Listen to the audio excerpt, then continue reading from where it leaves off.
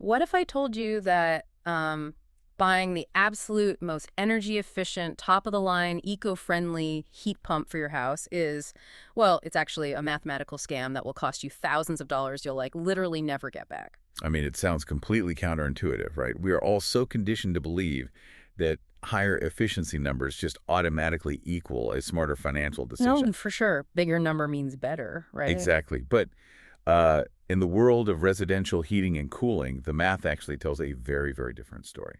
Welcome to today's deep dive, everyone. If you have ever been sitting at your kitchen table, just staring at this glossy brochure from an HVAC contractor, looking at a literal wall of alphabet soup, acronyms, All and those proprietary marketing terms. yes, all of that, and wondering if you are about to get totally taken for a ride, well, this deep dive is specifically for you. We have a really detailed stack of source material today, breaking down heat pump efficiency ratings. And, what makes this specific analysis so vital is that it completely ignores those generic one-size-fits-all national blogs. Which are everywhere, by the way. Right, they're everywhere, but they don't help much because we are looking at the localized reality of the Oklahoma climate and really just the southern United States in general. Because, that's where most homeowners make their first big mistake, right? Oh, absolutely. A heat pump performs very differently in, say, our mild southern winters compared to like a literal blizzard in Minnesota. Hmm. So our goal today is to arm you with the specific numbers you need to find that financial and performance sweet spot for your region. And I love the core philosophy we're extracting from these sources today. It's simple, right? Buy a specification that is too low, and you just bleed money on your monthly power bill. Right? But buy a spec that is too high, and you burn thousands of dollars up front on installation costs that mathematically you will never recoup. Never. So we are going to build your armor against bad quotes. Whether you are, shivering with a broken system right now, or just want to be an informed homeowner when that inevitable day comes, and it will come, we need to start by translating the jargon. Let's do it. So the absolute biggest acronym on that glossy brochure is HSPF2. What are we actually looking at here? Okay, let's break that down. So HSPF stands for Heating Seasonal Performance Factor. It is basically a ratio used to measure how efficiently a heat pump operates during the winter. Okay, a winter efficiency ratio. How do they actually calculate that? So to get this number, the testing laboratory takes the total heating output of the system over a typical season, which is measured in BTUs, and they divide it by the total electricity it consumes over that same season, measured in watt-hours. Okay, wait, let's pause on BTUs for a second, because that's another one of those terms contractors just throw around constantly. Yeah. What is a BTU in, practical terms? Right, a British thermal unit. The easiest way to visualize a BTU, I think, is to imagine the amount of heat generated by lighting one single wooden kitchen match. Plus one tiny match. Okay. Exactly. So the HSPF ratio is essentially calculating how many matches worth of heat you get out of the machine for every watt of electricity you feed into it. Oh, wow. So a higher number simply means you are extracting more heat per unit of electricity. You got it. That's exactly it. That makes perfect sense. But I'm looking at the acronym in the source material, and there's a 2 at the very end of it. Why HSPF2 instead of just HSPF? Yeah, that too represents a massive shift, and honestly, it trips up a lot of consumers. As of January 2023, the federal government fundamentally changed the testing procedure. Okay, how so? They retired the old HSPF standard, which is sometimes called HSPF1 now, and they introduced HSPF2. They did this because, well, the old test was notoriously overly optimistic. Oh, so it made the machines look better than they actually were. Pretty much. The new HSPF2 test is significantly more rigorous. It's designed to mimic the harsher real-world conditions your machine actually faces outside in the elements. Okay, let's unpack this. So it is essentially like testing a car's miles per gallon. Under the old rules, the EPA was only testing these heat pumps on totally flat highways with a nice tailwind. Yeah, best case scenario. Right. And now the HSPF2 test forces them into stop-and-go city traffic. The physical machine sitting in your yard didn't get any worse. The grading curve just got much steeper and, honestly, a lot more honest. That is the perfect way to look at it. And this leads to a massive aha moment for homeowners who are comparing quotes or, reading older articles online. Because the numbers drop. Exactly. Because the test is harder, the numbers dropped across the board. So an impressive rating of 9.5 on the old outdated standard is roughly equivalent to an HSPF2 rating of just 8.1 today. Wait, really? That is a staggering drop. It's huge. So if I'm reading a blog post from, say, 2022 telling me I absolutely need a 9.5 rating, and I go demand that from a contractor today under the new HSPF2 rules, I am asking for a fundamentally different, vastly more expensive tier of equipment without even realizing it. You absolutely are. You're asking for premium when you think you're asking for mid-tier. And to anchor this in the current law, the federal minimum HSPF2 rating required for the southern half of the United States, which includes Oklahoma, is 7.5. 7.5. Okay, I'm writing that down. Yeah, that is the absolute legal floor. You cannot legally buy a heat pump worse than a 7.5. Got it. But heating is only half the battle, right? Because heat pumps are basically just air conditioners that can run in reverse. So if HSPF2 is the winter metric, what is the summer metric on this brochure? Great question. For cooling, you are looking for CR2. That's seasonal energy efficiency ratio. And I'm guessing the 2 is there for the exact same reason. Yep, exact same fundamental concept. It's the total cooling output divided by total electrical input tested over the summer season. And just like HSPF, the testing standards changed in 2023. The current legal minimum down south for cooling is 14.3 CR2. Okay, so we have a 7.5 HSPF2 minimum for heating and a 14.3 HS2 minimum for cooling. If I'm a homeowner looking at the full spectrum of models and I see the numbers go way, way up from those minimums, where is this magical sweet spot you mentioned? Right, so for a moderate climate like Oklahoma, the absolute golden range is an HSPF2 between 8.5 and 9.5. 8.5 to 9.5. Okay. And on the cooling side, you want to pair that with a 16 HAO2 rating. That specific combination, 8.5 to 9.5 for heating, 16 for cooling it, aligns perfectly with mid-tier equipment from highly reliable brands. We're talking Trane, Climate Master, Mitsubishi, folks like that. Okay, I have to push back on this a little bit because it kind of feels like we're just settling for a B- grade here. I get that a lot. Right. Because if 9.5 is good, wouldn't a premium, I don't know, 10.5 HSPF2 system paired with a 20 CR2 cooling rating be even better? If I want to completely slash my carbon footprint, be as eco-friendly as possible, and, have the best house on the block, why shouldn't I just buy the biggest numbers on the market? Look, it is a totally rational assumption, especially when all the marketing leans so heavily into being green and saving the planet. But this is where we really have to look at the physics of diminishing returns. Diminishing returns. Okay, walk me through the mechanics of that. Why does the efficiency curve flatten out so drastically? So remember that heat pumps do not generate heat like a gas furnace does. They move thermal energy from the outside air into your house. Okay, they're moving heat, not making it. Exactly. Now, pulling ambient heat out of 50-degree air is relatively easy, but pulling heat out of 15-degree air, that forces the compressor to work exponentially harder. That makes sense. There's just less heat out there to grab. Right. So to achieve a premium 10.5 rating, manufacturers have to use massive, oversized copper coils, specialized refrigerant paths, highly sensitive sensors, just to wring the last microscopic drops of thermal energy out of freezing air. Oh, wow. So they have to really over-engineer the box. They do. The cost to build that hardware skyrockets, Yep. but the physical amount of extra heat you capture simply doesn't scale linearly with the massive price tag. Okay, let's put some real dollars to this physics lesson because our sources outline a really great real-world example. They look at a 3-ton heat pump unit on a typical 1,800 square foot home in central Oklahoma. How does the billing actually break down here? Sure. Let's say you purchase that federal minimum system, the 7.5 HSPF2. It will cost you roughly $700 to $850 a winter to heat that home. Okay, $700 to $850. Now let's bump you up into the bottom of our sweet spot, an 8.5. Your winter heating cost drops to about $620 to $750, so you save roughly $80 to $100 a year. That's a solid drop. I definitely see the value there. Let's keep climbing. Okay, we bump you to the top of our sweet spot, a 9.5. Your bill drops again, down to roughly $560 to $680.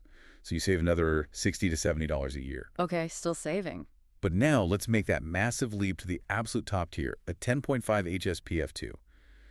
Your bill drops to maybe $520 to $640. Wait, really? Yeah, you only save an extra $40 to $50 a year for that final massive jump in efficiency. Wow. So the higher I go, the less money I actually save on the monthly bill. But I'm paying for all those crazy hardware upgrades up front on the day of installation. How does the payback period work out? Well, upgrading from the bare minimum into that 8.5 to 9.5 sweet spot costs an extra $800 to $1,500 up front. Okay, that's not too crazy. It's not. And since a heat pump generally lasts about 15 years, that sweet spot premium will completely pay for itself in operating savings over 6 to 10 years. So for the last third of the machine's life, it is putting pure profit back in your pocket. I like the sound of pure profit, but what about that leap to the premium 10.5? Jumping from a 9.5 to a top-tier 10.5 might cost you an additional $1,500 up front. But remember, you are only saving an extra 40 to 50 bucks a year at that point. Oh, man, doing the math in my head, that's a long time. It would take you 30 years to recoup that money. Yeah. The machine will be dead, hauled away, and sitting in a landfill a full decade before it ever breaks even. So you really are paying thousands of dollars for eco-friendly bragging rights, not actual financial efficiency. Precisely. Okay, so we have the target numbers locked in, 8.5 to 9.5 HSPF2 and 16 CR2.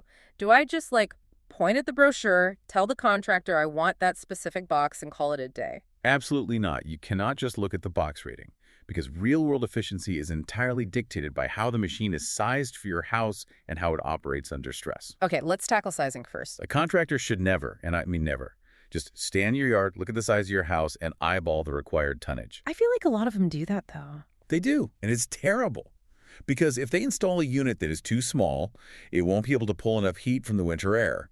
It will be forced to rely on auxiliary electric heat. Which is bad, I assume. It's basically turning on giant toaster coils inside your ductwork.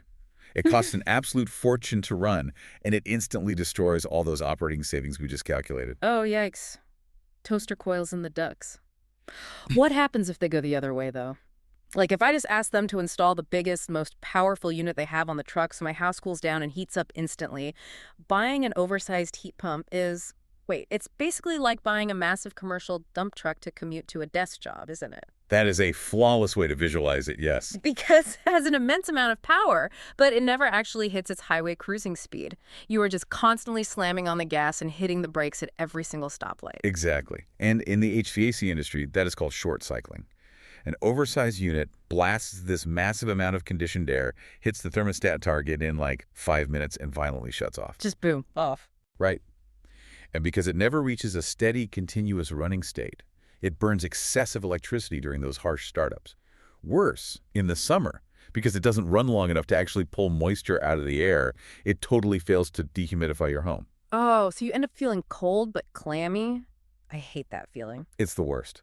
And all that starting and stopping burns out the internal motors years before they should fail. Okay, so how do I ensure they don't give me a dump truck or a toaster coil? You demand what is called a manual J-load calculation. Annual J? Yes. It is an incredibly precise mathematical formula that factors in your square footage, the thickness of your insulation, the type of windows you have, and even the direction your house faces. Wow, it goes that deep. It has to. It determines the exact thermodynamic load of your home. Any reputable installer will run a manual J before giving you a final quote. I'm writing manual J down in permanent ink right now. Now, you also mentioned we need to look at how the machine operates. The source material talks heavily about single-stage versus variable speed systems. How do those mechanisms differ? So this gets to the very heart of how a heat pump physically functions. A single-stage unit is binary. It is either completely off or it is running at 100% capacity. Like the dump truck slamming on the gas. Right, exactly. A variable speed unit, however, utilizes an inverter-driven compressor. Okay, how does an inverter change things? Think of a standard single-stage motor like a basic light switch. An inverter acts like a dimmer switch. It physically modulates the electrical frequency being sent to the compressor motor. Oh, that makes sense. Yeah, so instead of blasting on at 100%, a variable speed unit might gently ramp up and run at just, say, 30% capacity. It just hums along quietly, continuously trickling in just enough heat or cold air to perfectly maintain the temperature. Without those violent spikes in energy consumption. Okay, the brochure I'm looking at also uses the phrase fully communicating system right next to variable speed. Is that the exact same thing? Not exactly, but they do work together. A traditional thermostat just sends a raw electrical voltage signal to turn the unit on or off. A communicating system means the thermostat is actually a proprietary computer that sends complex digital data packets down to the outdoor inverter. So they're talking to each other. Constantly, they talk back and forth, tweaking the compressor's speed in 1% increments based on the exact temperature and humidity inside the house. I mean, that sounds incredibly efficient, but also incredibly expensive to fix if that proprietary computer board breaks. It is very expensive. Which brings us to the two major purchasing traps homeowners face. The first is the cheap out trap. Okay, what's that? You get a quote for a system at, say, $6,500. It is the absolute federal minimum 7.5 HSPF2, 14.3 SEER2 single-stage bare-bones machinery. And you think you are saving a couple $1,000s on the installation. Right. But you will bleed that entire savings back over the next 5 years in higher utility bills, all while suffering through loud, clammy on and off cycling. So the cheap option is actually the most expensive option long term. Without question. But on the other extreme is the overspec trap. Okay, the dump truck trap. Yeah. A slick salesperson convinces you that you absolutely must have the top-of-the-line 10.5 HSPF2 20CR2 fully variable communicating system. They quote you $14,000. Ouch. Meanwhile, a perfectly sized mid-tier system would have cost you $10,500 and kept your house wonderfully comfortable. Instead, you overpaid by $3,500 for a marginal gain in efficiency that the laws of thermodynamics guarantee will never pay you back. Man, that's brutal. Okay, I want to play devil's advocate here, though. Are there any exceptions to this rule? Like, who is the actual target market for that $14,000 premium system? Fair point. The sources outline 3 very specific scenarios where that top-tier equipment actually makes mathematical sense. Okay, what's the first one? First, massive homes with incredibly high heating loads. Think 5,000 square feet or more. The sheer volume of air means the absolute dollar savings scale up, which actually shrinks that payback period. That makes sense. Bigger house, bigger math. What's the second? Second, homeowners who know with absolute certainty they're staying in that specific house for 20-plus years. Ah, so they are willing to ride the equipment until it turns to dust to capture that back-end value. Exactly. And the third exception, homes with on-site solar panels. Oh, because they're making their own electricity. Yep. If you are generating your own power, the marginal cost of your electricity is already incredibly low. The ultra-low power draw of an inverter-driven premium heat pump synchronizes beautifully with the output of a solar array. Okay, so we have figured out the exact machine to buy, we found the sweet spot, and we know the traps to avoid. But none of this math matters if the government is paying for half of the installation anyway, right? Because a lot of online guides tell homeowners to just buy the premium gear because massive federal tax credits will offset the extra cost. What does the financial landscape actually look like right now in 2026? Okay, this is perhaps the single most critical piece of intelligence we can offer you today. Every listener needs to hear this very clearly. Those federal tax credits are completely dead. Wait, completely dead? Completely. The Section 25C credit for air source heat pumps and the Section 25D credit for geothermal systems, they both expired on December 31st, 2025. Wow. Yeah, they are gone. You cannot factor federal tax credits into your math for an installation today. No safety net from the federal government at all. Does that mean we are entirely on our own for the upfront costs? Not entirely, no. The shift has just moved from federal taxes down to local utility rebates. So in Oklahoma, this primarily means OG&E. Okay, what are they offering? They offer a high-efficiency HVAC rebate of $1,500 per unit, up to a maximum of $3,000 per home. That's a solid chunk of change. It is. But here is the vital catch. To get that $1,500 check, your new heat pump must hit their specific efficiency thresholds. If you fall into the cheap-out trap and buy the 7.5 minimum system, you forfeit the rebate entirely. Oh man, so the math on the cheap system gets even worse. You think you saved money up front, but you actually just threw away a $1,500 rebate from the utility company while ensuring your monthly bills will be higher for the next decade. Precisely. It is a compounding financial error. But wait, the sweet spot we were talking about earlier, does that qualify? That is the brilliant news. The 8.5 to 9.5 HSPF2 sweet spot we have been talking about lines up perfectly with the equipment that qualifies for those utility rebates. Oh, that is fantastic. So what does this all mean? Let's bring this all together for you guys. When you were sitting at that kitchen table, you do not have to be intimidated by the brochure anymore. Not at all. Your target is an HSPF2 rating between 8.5 and 9.5 for the winter, paired with a 16 CR2 rating for the summer. You are going to look the contractor in the eye and demand a manual J-load calculation so the machine is precisely sized for your square footage. No eyeballing. No eyeballing. And you are going to seek out a 2-stage or variable speed unit so the compressor acts like a dimmer switch, continuously maintaining your comfort instead of slamming on and off like a dump truck at a stoplight. Right. And if a contractor quotes you below that sweet spot, you know they are trying to cost you a utility rebate and increase your monthly bills. And if they quote you a $14,000 system above that sweet spot, you make them sit down and calculate the exact thermodynamic payback period. That knowledge is the real armor you need. I love that. And, it brings up a lingering thought I really want you to consider today. With massive federal tax incentives completely vanishing at the end of 2025, the power to define what is efficient has shifted entirely back to local utility companies. Because they hold the purse strings with their rebates. Exactly. They set the rules of the game now. And as our local power grids experience increasing strain over the next decade, will these utility companies start raising those minimum rebate thresholds? Oh, interesting. Right. Could we see a future where they literally force us to buy that 10.5 premium equipment just to get any financial help at all, regardless of whether the laws of thermodynamics actually make it a sound investment for our specific homes? That is a very provocative thought, and definitely something we are going to have to watch very closely as the grid evolves. Hmm. Well, thank you so much for taking this journey with us today. The next time you are staring at an appliance brochure that feels like it's designed to confuse you, just remember, you have the translation now. You have the math. Don't let the glossy paper and the big numbers distract you from the actual physics of your own home. Stay curious, ask the hard questions, and we will catch you on the next deep dive.